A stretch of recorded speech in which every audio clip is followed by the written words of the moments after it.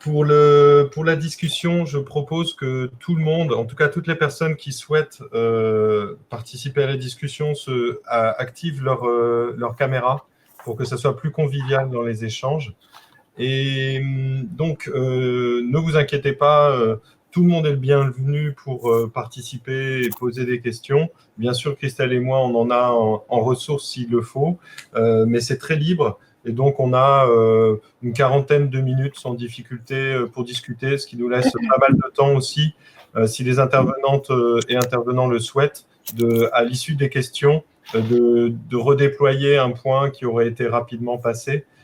Donc, s'il y a des questions parmi les auditeurs et auditrices pour demander simplement un complément d'information pour développer un petit point, n'hésitez pas, hein, parce qu'on a du temps, donc autant l'utiliser pour ça, sans passer forcément tout de suite à des questions très pointues.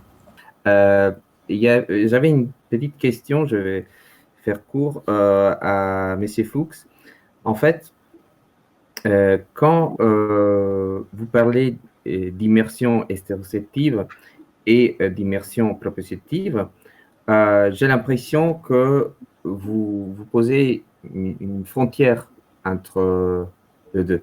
Alors, je voulais savoir si, justement, vous pensez cette frontière comme une frontière poreuse ou comme une frontière théorique pour mieux approcher les choses et puis revenir sur la qualité de cette dichotomie, ou si justement c'est une dialectique, parce que moi je l'ai toujours pensé dans mes études en art ou en cinéma comme une frontière bien poreuse, c'est-à-dire que quand on est face à un trompe-l'œil, pour revenir sur le trompe-l'œil, on a un peu le deux.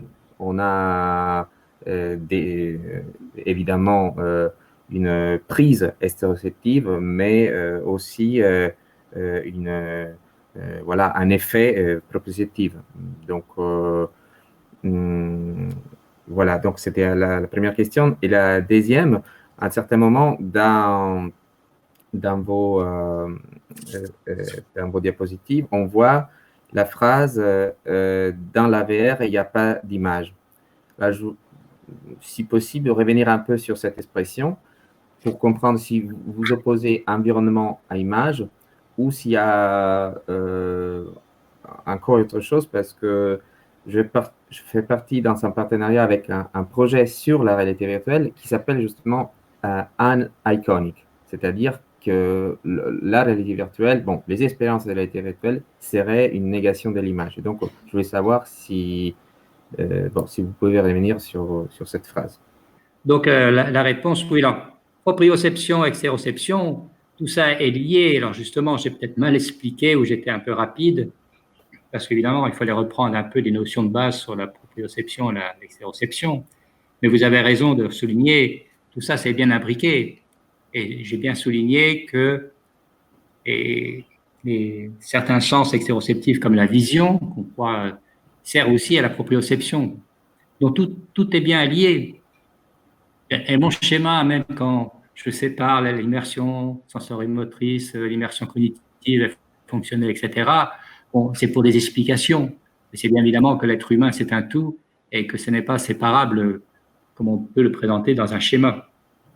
Donc, il faut bien souligner que dans la vie de tous les jours, on reste souvent inconscient.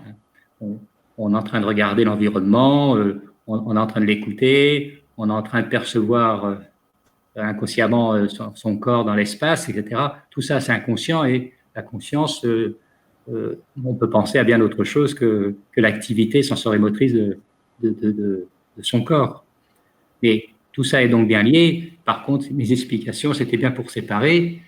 Ce qu'il faut bien combien de se rendre compte quand même, c'est que la technologie, hein, je l'ai dit au début, je le répète, c'est bien par l'aspect sensorimoteur, on agit sur l'être humain pour lui créer une certaine application en réalité virtuelle.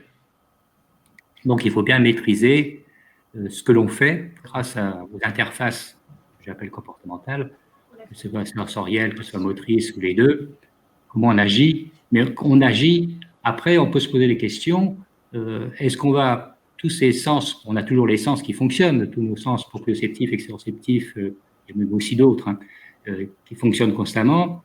lesquels on va les stimuler et lesquels vont être voire maîtrisables et modifiables. On peut mettre, si on veut jouer sur le système vestibulaire de la personne, hein, on peut mettre la personne sur une plateforme mobile, évidemment, agir pour que la personne, évidemment, soit sollicitée différemment. Bon, ce qu'on fait dans les parcs d'attractions, ce qu'on fait dans les simulateurs de vol ou de transport, on va évidemment stimuler d'une certaine façon la proprioception vestibulaire.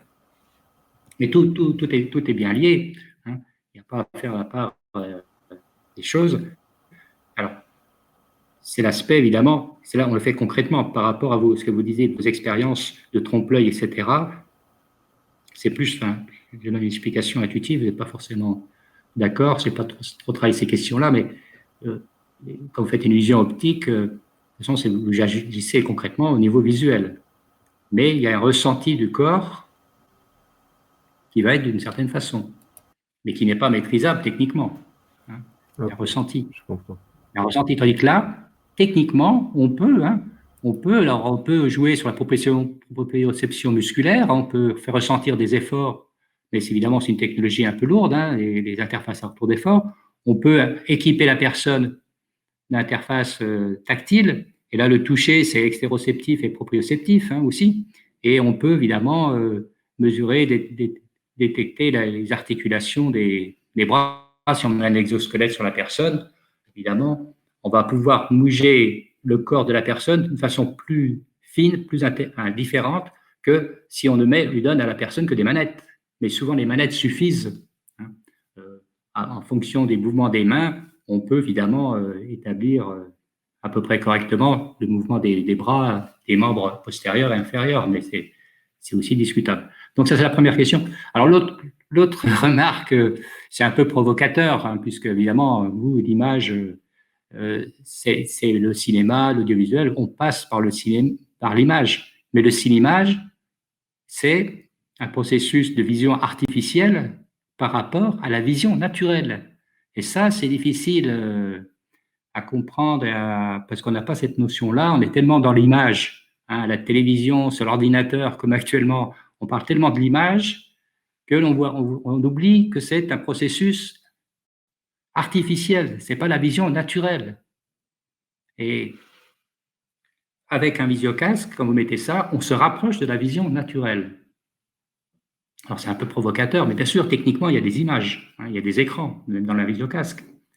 Mais pour l'usager, c'est ça qu'il faut bien comprendre, c'est pour l'usager lui-même, il n'y a plus la notion d'image et de cadre. Par contre, il y a du hors-champ, il y a du champ, comme dans l'environnement réel. On ne voit pas à 360 degrés, hein, sauf si on prend de la technologie, mais on ne voit qu'une certaine partie par rapport au son qui est omnidirectionnel, où évidemment on perçoit les sons spatialement dans toutes les directions. Donc c'est un peu une provocation de dire qu'il n'y a plus d'image. Il n'y a plus d'image pour la perception de l'utilisateur dans cet environnement. On peut dire, on oublie l'image, et quand on est dans l'environnement réel, la vision c'est un sens dynamique, et constamment vos yeux et votre tête bougent inconsciemment, évidemment, heureusement qu'on ne s'en occupe pas, mais inconsciemment, vous observez tel point de l'espace, et un espace que vous observez en 3 dimensions, votre œil va s'accommoder à une certaine, en fonction de la distance de l'objet qui est vu, et donc votre cerveau inconsciemment sait que l'objet il va se trouver à 10 mètres ou à 10 cm de votre tête, parce que l'accommodation va jouer. Et pour l'instant, on n'arrive pas à faire encore des visiocasques avec accommodation en chaque point de l'espace observé. Ça viendra peut-être dans 5 ans, 10 ans, 20 ans, 30 ans ou 50 ans, où on aura une vision avec un visiocasque qui sera identique, plus identique à la vision naturelle. Et là, on peut oublier l'image. Il n'y a plus, même si techniquement il y a des images, l'observateur aura, comme dans la vie de tous les jours, vous ne dites pas « je suis en train de regarder une image », vous regardez votre environnement. Voilà, un peu, c'est une question un peu plus philosophique de réflexion, mais je pense que c'est intéressant de se poser pour vous, de dire, voilà, qu'est-ce qu'on voit, même quand on est dans une vidéo 360 degrés, hein, il n'y a pas évidemment d'activité, on est encore spectateur, mais on est spectateur à un environnement où il n'y a plus d'images, même si techniquement, vous savez que les images sont projetées virtuellement sur une sphère et qu'il y a des écrans sur un visiocasque. Vous voilà. Merci. Voilà ce que je voulais dire. Merci pour cette réponse. C'est une discussion, ça, c'est sûr. Merci beaucoup. Est-ce que vous m'entendez? Oui, Oui. oui, entend. Oui. Oui. Merci. J'ai un petit souci aussi avec mon micro, décidément. J'aurais eu une question pour vous, Philippe. Alors, je ne sais pas, on dit Fuchs, Fuchs. J'ai toujours pas compris comment on devait vous s'adresser à vous. Je dis je m'en fiche un peu, c'est pas grave. D'accord. Alors, vous aviez proposé tout à l'heure peut-être de développer certains des points que vous avez abordés. Et moi, j'aurais voulu que vous reveniez sur la question de l'ambiguïté proprioceptive et de la notion d'ubiquité. Puisque dans les problématiques qui nous intéressent, cette question justement de l'ubiquité du corps à la fois dans l'expérience et dans l'espace, évidemment, nous intéresse tout particulièrement. Quand vous mettez un visiocasque sur la tête, votre sens prépondérant, c'est la vision, donc vous êtes dans l'environnement virtuel. Et si, je prends cet exemple, et si évidemment le point de vue change, vous êtes en mouvement dans l'environnement virtuel et au niveau proprioception, vous avez votre corps qui se déplace. Vous avez un ressenti proprioceptif de déplacement. Parce que c'est la vision périphérique qui, en jouant au niveau du cerveau, ça s'explique, les mouvements sont traités par le cerveau et le cerveau comprend le déplacement. Par contre, votre système vestibulaire, lui, il ne détecte aucun mouvement. Parce qu'évidemment, vous êtes dans le cas classique où vous êtes dans une salle et vous êtes fixe, votre corps est fixe, vous soyez debout ou assis. Mais donc l'ambiguïté est là, c'est que d'un côté, vous avez le cerveau reçoit des informations incohérentes. Comme j'ai expliqué, si les accélérations ne sont pas trop fortes, si vous n'avez pas trop de trajectoire en virage, cette incohérence, le cerveau arrive à la dompter, à la traiter. Et ça fonctionne. Par contre, l'expérience que vous pouvez faire, alors que je vous demande de tous faire un jour, vous mettez un visiocasque et vous faites un mouvement. Alors moi, j'avais fait ça, c'était une descente en ski. C'était dans une exposition la première fois que j'ai fait ça. On descendait une piste de ski. Alors évidemment, on bouge, le corps bouge pour évidemment essayer de contrer la descente. Et au bout d'un moment, évidemment, vous tombez à la renverse. Alors bien sûr, derrière, on a mis un matelas pour pas vous fassiez mal. Mais en faisant ces expériences-là, vous pouvez vous dire à un moment, au lieu de ressentir la vision, vous pensez à la proprioception de votre corps. Vous ressentez vos muscles, de vos jambes, vous ressentez la pression de vos pieds sur le sol, et vous pensez à la salle où vous êtes en train de faire l'expérience.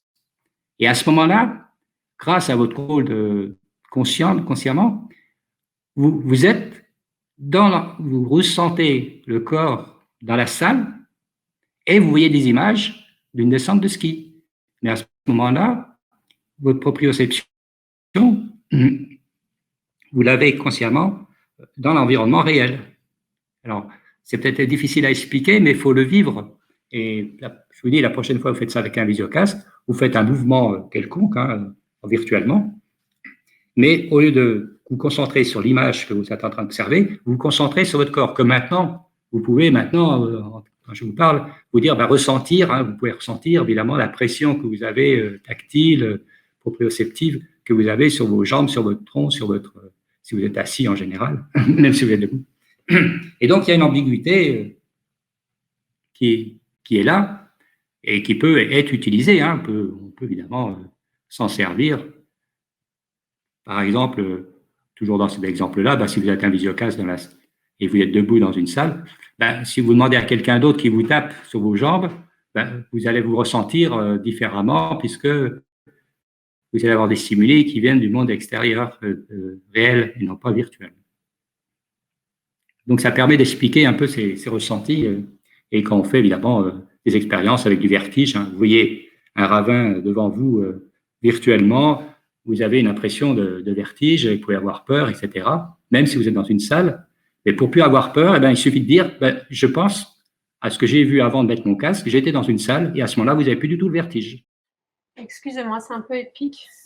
Donc, j'aurais voulu poser également une question à Marie-Laure Cazin. Tu as évoqué, donc, je reprends juste mon souffle. Tu as évoqué la question du hors-champ, finalement, que vous avez travaillé dans le projet, dans ton projet donc, de film VR, et cette question justement de l'espace métaphorique qu'il représente. Et je me disais aussi cet usage finalement de la fumée que tu emploies et qui est finalement un espace de projection que l'on peut faire en tant que spectateur dans cette idée d'incarner un personnage. Donc, j'aurais voulu que tu redéveloppes ces questions finalement à la fois de hors-champ et de métaphore.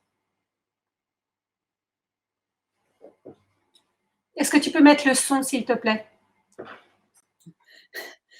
Oui, il y a peut-être deux choses différentes. En fait, ce qui est intéressant, c'est cette interaction avec le regard hein, qui aurait pu être faite avec Oculus, mais là, il suffisait d'avoir l'azimut en fait pour savoir où regarde le spectateur.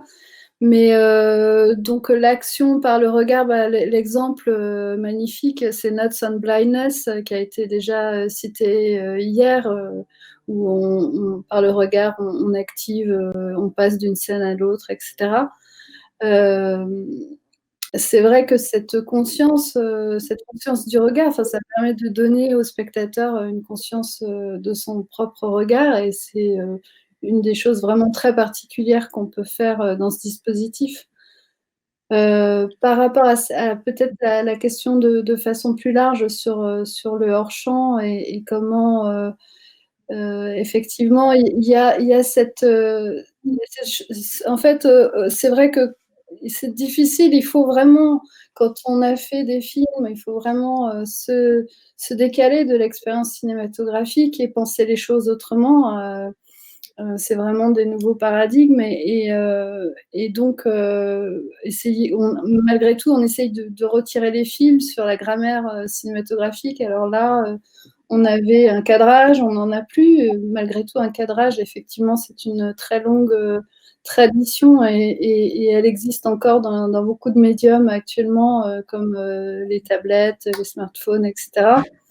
Et on a l'impression d'une forme de rupture, malgré tout, avec ce médium. Et le cadrage donne la position, je dirais, idéale que l'auteur, que le réalisateur donne au spectateur. Et à partir du moment où le spectateur crée son propre cadrage, hein, parce qu'effectivement, il y a la largeur de son regard qui fait qu'il va recadrer à chaque fois les choses. Cette liberté-là qu'on lui donne, en fait, peut aussi le mettre dans une forme d'insécurité, parce que en tant que spectateur, ça m'est arrivé d'être toujours de me dire ah j'ai loupé quelque chose, j'aurais dû regarder à gauche ou à droite. Enfin voilà, donc il y a cette insécurité du spectateur qui va peut-être manquer les choses les plus importantes et avec laquelle on peut jouer aussi. Hein, d'une certaine façon, en fonctionnant donc plutôt avec des choses qui sont hors de son champ de vision plutôt que du hors-champ. Voilà, donc des appels avec du son qui vont le faire évoluer et changer son cadrage. Voilà, donc ça c'est un jeu qui est assez intéressant à expérimenter. J'avoue qu'on n'est pas très... on est un peu prudent, c'est-à-dire que ça me fait penser à la question de l'azimut. Donc l'azimut, c'est en fait la direction du regard. Et quand on fait un montage en 360, à chaque fois qu'on recommence un plan dans le montage, on pose l'azimut. C'est-à-dire qu'on réfléchit à ce que le spectateur va voir en face de lui. Et par rapport à l'action aussi, on essaye de faire en sorte qu'il est le plus, enfin au moins au début, sur ce qu'on peut un peu proposer et contrôler en tant que réalisateur, lui proposer l'action en face de lui. Mais on pourrait très bien jouer avec ça et commencer par un hors-champ, commencer par un spectateur qui est face à un mur vide et qui sente que l'action se passe ailleurs et qui va la chercher. Donc, d'ailleurs, ça me fait penser à ce qui a été dit hier par rapport à, je me souviens plus son nom, le premier intervenant qui mettait le spectateur au début de l'expérience en dehors de la grille avec les Oculus et qui le fait rentrer et sortir de la grille à la fin. Donc voilà, il y a beaucoup de choses à expérimenter.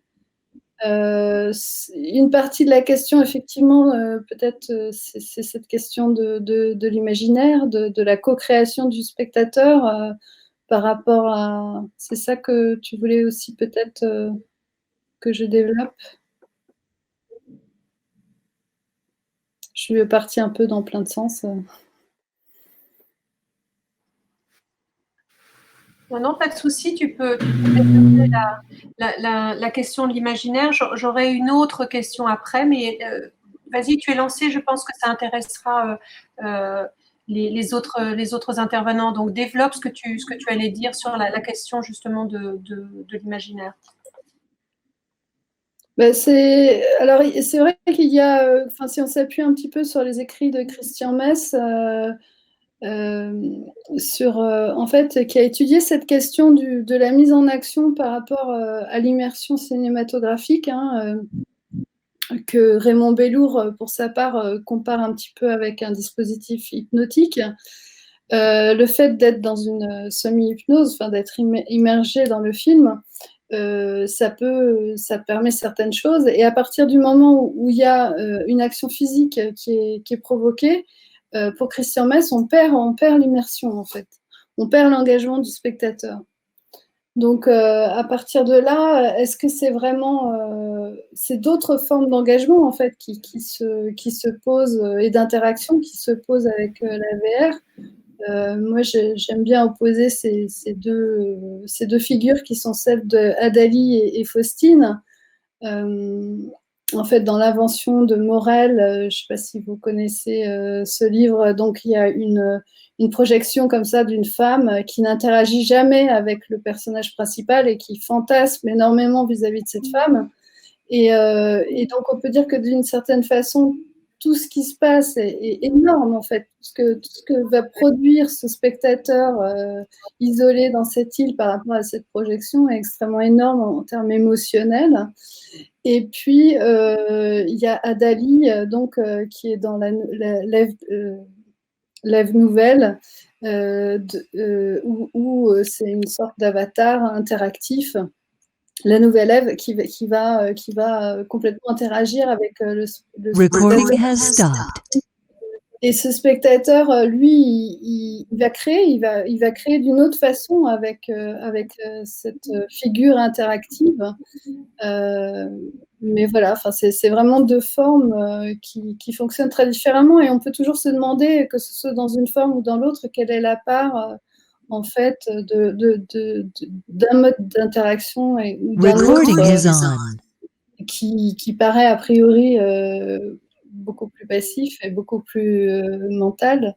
Mais je pense que dans tout rapport à une œuvre, c'est quelque chose qui existe. Même une œuvre interactive, il y a cette part-là qui existe. Justement, ça me permet de rebondir, parce que c'est une expérience que nous avions menée dans l'idée d'envisager une exposition des films 360 qu'on avait fait. Donc, on plaçait en fait les sphères dans un espace comme un espace d'exposition, et donc le spectateur était amené, donc était d'abord actif puisqu'il se déplaçait en tout cas dans un espace, et à un moment donné, il traversait en fait la sphère et devenait spectateur du film 360. Et donc était dans une position, pour le coup, d'une forme de passivité, en tout cas d'un point de vue prédéfini. Et c'est vrai que ça a été une question qu'on s'est posée. Alors, en dehors du phénomène de seuil que j'ai évoqué hier avec le Guardian, qui reste quelque chose que je trouve extrêmement intéressant parce qu'on change, il y a comme ça des changements d'état, et j'aurais aimé avoir l'avis de Philippe Fuge dessus s'il était encore là, ou peut-être de la dernière intervenante, peut-être qu'elle a un avis là-dessus. En tous les cas, ce qui serait intéressant de voir, c'est justement, c'est vrai qu'on parle de passivité et d'un point de vue fixe lorsqu'on est dans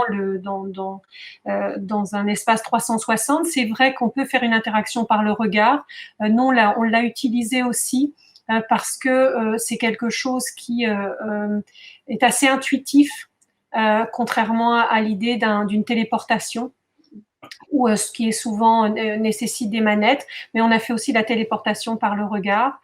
Mais donc, on avait l'impression que cette écriture-là était peut-être encore proche, on va dire, d'une dimension cinématographique, même si on devenait actif. Et c'est vrai que par contre, on a senti qu'il y avait des registres qui étaient peut-être incompatibles, ou en tout cas qui étaient interrogés, ce passage d'un état où on contemple, on regarde, et celui où on intervient, on interagit, et on se rend compte qu'il y a peut-être en effet deux écritures qui se côtoient. Alors, est-ce qu'on peut basculer d'un état à l'autre? Je ne sais pas, en tout cas, c'est vraiment une question pour nous qui se pose en termes d'écriture. Oui, bah ça, c'est une question qui se pose dans le cinéma interactif depuis pas mal d'années. Comment, en fait, qui a l'air de satisfaire personne, c'est-à-dire comment on passe de cet état de contemplation à cet état d'action. Ceux qui aiment l'action vont s'ennuyer quand il y aura des passages plus contemplatifs, et ceux qui sont contemplatifs n'auront pas envie de se mettre en action. Donc, c'est forcément quelque chose d'un peu insatisfaisant. Et dans le cinéma interactif, il y a des biais, il y a des façons d'accompagner l'action par la fiction. Donc, il y a des exemples, j'ai pas tout en tête là, mais le kino à automate, dans le kino à automate, dans les années 60, donc qui est un des premiers films interactifs, il y a justement l'acteur principal qui descend sur scène. Donc c'est dans une salle, les spectateurs ont des boutons rouges et verts pour donner des options, des bifurcations dans l'histoire. Et on compile tous leurs votes, en fait, pour faire basculer l'histoire d'une façon ou d'une autre au moment des choix. Mais au moment des choix, il y a l'acteur lui-même qui descend sur scène et qui accompagne, en fait, le spectateur. Et j'allais dire, quelque part, le spectacle continue. Et cette continuité de la fiction, même quand on doit être mise en action, elle est extrêmement importante. Moi, justement, pourquoi j'ai fait le choix des interactions implicites, donc à base de capteurs physiologiques, c'est justement pour avoir une fluidité de ces états. Et à la limite, avec le regard, ça peut être enfin, moi, je l'ai utilisé de façon un peu inconsciente, c'est-à-dire que le spectateur ne se rend pas vraiment compte que s'il regarde plus tel personnage ou tel autre, il va passer dans son point de vue. C'est pas tout à fait explicite, et ça joue avec quelque chose d'inconscient qui est déterminé par un personnage ou par un autre. Donc il me semble que quand on est dans quelque chose d'inconscient, en fait, cette interaction, elle fonctionne mieux parce qu'on met en action des choses sans s'en rendre compte, donc on ne sort pas de l'état d'immersion. Voilà. Après, voilà, c'est un peu l'option que j'ai prise par rapport à cette problématique qui, pour moi, est issue effectivement par rapport ma réflexion dans le cinéma interactif, mais qui peut complètement s'appliquer dans la VR. Léa, des dollars, vous n'avez pas envie d'intervenir sur cette question-là? J'avais plutôt une question à poser à Marie-Laure, qui est plutôt une question technique, qui complète d'ailleurs, parce que c'est ce que tu viens de dire qui m'a rappelé cette question. Et je voulais savoir, en fait, tu parlais de capter des ondes cérébrales. Je voulais savoir si tu savais quelles ondes cérébrales tu captais et pourquoi tu avais décidé de capter celle-ci plutôt que d'autres. Je ne sais pas si... Alors, il faudrait demander à Myriam de Sainte-Catherine, qui est collaboratrice scientifique, mais qui avait travaillé sur le cinéma émotif et dont on a repris l'analyse. Simplement, ce qui est certain, c'est que, comment dire, par rapport à l'analyse des émotions, il y a plein de capteurs pour analyser les émotions, entre guillemets. On ne sait pas trop, il y a plein de choses, mais je crois que l'enjeu, c'est vraiment la valence. En tout cas, c'est une des valeurs les plus complexes. Et cette valeur-là, on peut l'avoir essentiellement avec les EEG, et qui sont liés tout simplement à une attraction et à une répulsion. Et il y a des données émotionnelles qui permettent de se rendre, des données cérébrales qui permettent d'identifier, qui font une sorte de signature et qui permettent d'identifier assez bien ces questions d'attraction et de répulsion. Voilà. Après, il y a le battement du cœur. Sûrement que, il y a plein d'autres manières d'analyser les émotions. Je ne sais pas si vous avez fait le tour de la question, justement. Si, justement. Et dans des recherches assez récentes, il y a du coup cette question qui se pose de quelle modalité de mesure pour faire quel effet, en fait, pour avoir quelle implication, en fait, dans l'expérience. Et c'est une question qui se pose bien ces derniers temps. C'est pourquoi je voulais avoir ton avis sur la question, parce qu'en fait, ça joue vachement sur l'expérience que tu proposes. Vu qu'en fait, c'est l'input principal d'interaction ou de coaction entre l'individu et l'environnement. Donc c'est pour ça. Oui, après, c'est très compliqué, hein, les émotions. Sur nous-mêmes de nos propres émotions, c'est vraiment toute une grande complexité. Après, par rapport à la régulation de l'émotion dont tu parlais dans ta présentation, je pense que d'un point de vue artistique, on n'est surtout pas dans quelque chose de l'émotion qu'on voudrait calibrer ou réguler. C'est vraiment anti-artistique pour moi, absolument. Donc, je sais qu'il y a des tas d'études marketing pour les films qui vont provoquer les émotions positives qu'on veut et qui vont faire que les gens vont acheter leurs films ou vont aller voir les films. Donc ça, c'est vraiment justement le contraire de ce qui, d'un point de vue éthique, de ce qui, pour moi, est recherché par une démarche artistique. Mais on peut jouer avec ça et en faire autre chose. Hein. En l'occurrence, la régulation émotionnelle, là, elle va surtout servir à des expériences de type yoga, d'autodiscipline. C'est plutôt, oui, voilà, dans ce genre d'expérience qu'on va utiliser cet input donc, de régulation émotionnelle. Oui, bien sûr. Et ça, c'est l'excitation, en fait. C'est plutôt les données d'excitation. Calme, excitation. Oui, voilà, c'est ça, c'est le taux d'activation. Mais si on prend des neurofeedbacks, ça peut aussi être des oscillations entre concentration, relaxation. Et donc là, ce sera plutôt les ondes bêta et theta qui vont être convoquées. Donc, oui, voilà.